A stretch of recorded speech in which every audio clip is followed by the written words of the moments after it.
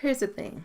Words mean things, but they mean different things to different people. So the bottom line and what's most important when you're thinking about your research and your dissertation is how are you defining the words that you're using and how are you using them, and being very clear about that in your writing.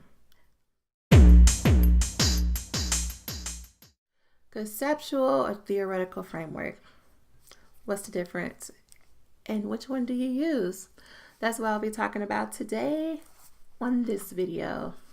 First, let's use an analogy because I have found that to be really helpful. You're going on a vacation and you want to lose 10 pounds before you go on that vacation, right? And so you decide, well, I'm going to really pay attention to what I'm eating. I'm not going to eat as many carbs, nothing white. I'm going to track my calories, so on and so on. Also going to work out like 3 days a week, do a little bit of cardio, a little bit of weightlifting, right? And for sure in a couple of months, I could lose those 10 pounds, right? So that's your plan. That's your approach. You have a goal, which is going on vacation. I need to lose those 10 pounds. And a plan to get to that goal is I'm going to eat right. I'm going to work out. I do those things and I'm consistent with those things. I'll lose those 10 pounds. So then let's say you're talking to a friend and they tell you, well, really what's going to make the eating part easy for you and it's going to probably boost your results is that if you eat more protein, because since you're not going to be eating much carbs, you're going to need some more energy, and you can really get some energy from your protein, and it's going to keep you full longer, which so you won't overeat, and it's going to help you build muscle, right? So you should incorporate protein. But then you're like, I'm not a meat eater, so where else am I supposed to get protein? Which, side note, I know you can get protein from other sources. Oh, get some protein powder. That'll help you. You drink a shake at least once a day and you'll have more protein, then you don't have to worry about it. It's easy, it's great. And you say, okay, I can do that. And you think like, well, if I increase my protein and I'm not eating as much, that's going to make my results happen much faster, right? Because I'm not hungry and I can go that much harder in the gym because I'm eating protein, right? In this analogy,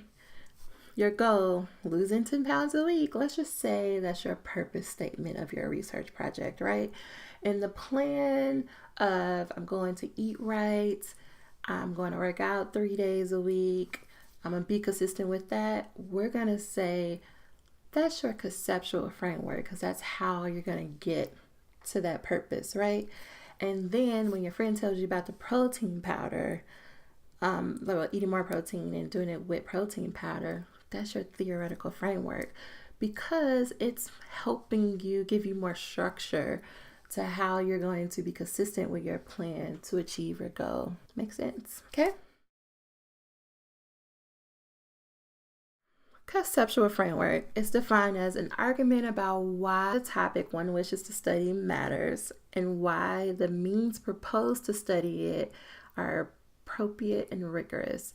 So your conceptual framework, as defined by Marvette and I, which I hope I pronounced that right, they're basically saying your conceptual framework is your plan, your whole research design, right? You have a topic, you have a problem, you have a purpose statement, you know what you're aiming towards and what you're hoping to find out about, but you need a way in order to do that, right? So you need like some literature about that, you need a methodology, you need some methods, system of how you're going to do that, right? And that's your conceptual framework. It's you outlining all of those points. Where your theoretical framework comes in is that it gives it more structure, it gives it more of a frame in how you prepare to get to that goal or that purpose statement or your topic and find out that information. And theoretical frameworks, they do things. They're not just things that you just include in a document because it sounds nice and it's a cool theory. They guide everything from how you are looking at your literature, you're thinking about your literature, which methodology you're choosing, what methods you're choosing, particularly in the analysis section, how it helps give the reader more information about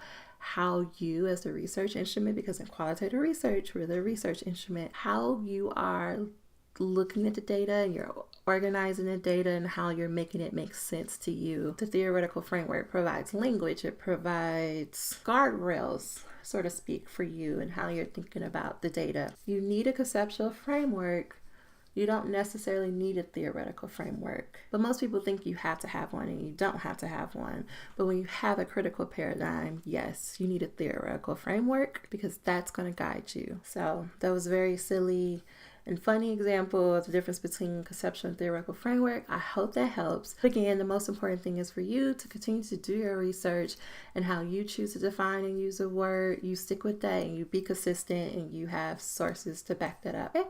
Well, that is all for now. I'm gonna go, and I'll see you next time. Bye for now.